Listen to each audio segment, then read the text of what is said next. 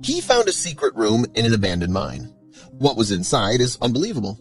An inspector was doing one last check of an abandoned mine before it was sealed forever. Deep underground, he found a strange brick wall that shouldn't have been there. He broke a hole in it, shined his light through, and found himself staring into a lavish secret room that had been lost for over 100 years. But before we start our story, make sure you're subscribed if you haven't already, and hit that notifications bell so you won't miss any of our new stories. The Blackwood Mine was a place of ghosts. For a century, it was the lifeblood of the town. Men had risked their lives in its dark tunnels, chasing seams of coal and silver. But the mine had been silent for decades, a dark, dangerous labyrinth beneath the earth. Now it was scheduled to be permanently sealed, filled with concrete, erased forever. A final chapter in the town's history was about to be closed. Miles Corbin was the man in charge of writing that final chapter. He was a state safety inspector, a former miner himself. He knew these dark places. He respected their history and their dangers. His job was simple, if lonely. He had to conduct one final survey to map the last of the unrecorded tunnels to ensure no nasty surprises were waiting when the concrete began to pour. His job was to seal the ghost of the past away for good. He had no idea he was about to bring the biggest ghost of all back to life. He was working deep in the earth, almost a mile beneath the surface. The beam from his headlamp cut a lonely white circle in the absolute darkness. He was in the oldest part of the mine, the section carved out in the late 1800s. He was checking the tunnel walls for structural weaknesses, and then his light caught something wrong. One section of the tunnel wall was different. It wasn't jagged natural rock. It was a flat, perfectly constructed wall of old man-made brick, dark red brick. It stretched for over 50 feet, a strange and unnatural barrier in the heart of the mountain. Miles stopped. He ran a gloved hand over the rough surface. This was impossible. He pulled out his laminated blueprints of the mine. He checked them again and again. The wall wasn't there. According to the official record, he should be looking at a solid wall of granite.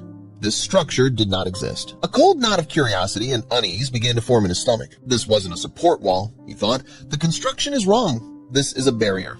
It was built to hide something.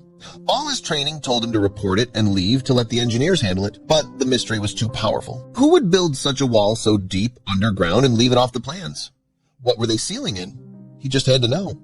He lifted the hammer and struck one of the bricks in the center of the wall. The sharp crack of the impact was unnaturally loud in the deep silence. He struck it again and again. The mortar began to crumble. He worked for 10 minutes, the sound of his hammering echoing down the empty tunnels. He worked until he had created a small hole, just big enough to peer through. His heart was pounding. He leaned forward and shined his powerful headlamp into the darkness beyond. He expected to see another tunnel, or a natural cave, or maybe just more rock. But the beam from his headlamp didn't hit rock. It didn't hit anything for 50 feet. It swept through still perfectly clear air that hadn't moved in over a century. He wasn't breaking into a lost tunnel. He had just broken into a room. A perfectly preserved, lavishly furnished room buried a mile beneath the earth. This can't be real, he thought. I'm imagining this. A ballroom at the center of the earth. He knew this was bigger than any discovery he could handle alone. He carefully marked the location on his map. He took a photo of the brickwork with his phone. Then he began the long, slow journey back to the surface. The mine wasn't just an empty, dead place anymore. It had a secret. A warm, breathing heart hidden deep within the rock. The moment he reached the surface and the sunlight hit his face, he made the call. The plan to seal the Blackwood Mine was immediately put on hold. Within days, a small expert team was assembled. A structural engineer, the town's lead historian, a woman named Dr. Evans, and Miles. They descended back into the darkness together. When Dr. Evans saw the brick wall for herself, she was speechless. It's built in a late Victorian style, she whispered, running her hand over the bricks around 1,890. But this should not be here. The team spent the next 2 days methodically and carefully taking down the wall. They worked with the reverence of archaeologists opening a pharaoh's tomb. With the final section of bricks removed, they stood together at the threshold. And for the first time in over a century, the room was revealed. It wasn't just a room. It was a gentleman's club, perfectly preserved, frozen in time. A large, ornate poker table stood in the center of the room. A full hand of cards was still dealt out. Stacks of ivory chips sat waiting for a player who never returned. A long, polished mahogany bar lined one wall. Dozens of whiskey bottles stood on the shelves behind it. Their labels were perfectly intact. A leather-bound library of rare books stood against another wall. Cigar boxes sat open on a small table.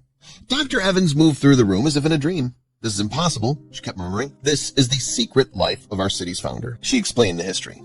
The mine's owner was a man named Alistair Blackwood, a fabulously wealthy, powerful, and notoriously secretive tycoon from the Gilded Age of the 1,890 seconds. He was the man who built the town, but he always remained a man of shadows. The legends always said he had secrets. Dr. Evans said, "We just never knew they were this literal. The truth was astounding." Blackwood had used his own mind and a small team of his most loyal workers to build this lavish, completely soundproof hideout. It was a place for him and his powerful friends. A secret club where deals could be made, fortunes could be won and lost, and the history of the city could be written, all in total secrecy, a mile beneath the prying eyes of the world. And then on a small writing desk in the corner, they found it. Alistair Blackwood's personal journal. The pages were brittle, but the ink was clear. The journal detailed the secret meetings held in this room. It revealed the backroom deals and the political intrigues that had truly shaped the city. It wasn't just a historical curiosity. It was a document that would literally rewrite the town's history books. The whiskey was later tested. It was a 130-year-old single malt. A single bottle was worth a fortune, but the journal was priceless. The discovery of the Blackwood Club became a global sensation. The plan to seal the mine was, of course, canceled. The secret room was painstakingly preserved. It became one of the most unique historical landmarks in the world, a museum exhibit deep inside the earth. Miles often went back to visit. He would stand at the entrance to the room and look at the poker table. He had been sent into the mine to close a final chapter to seal it in concrete and darkness forever.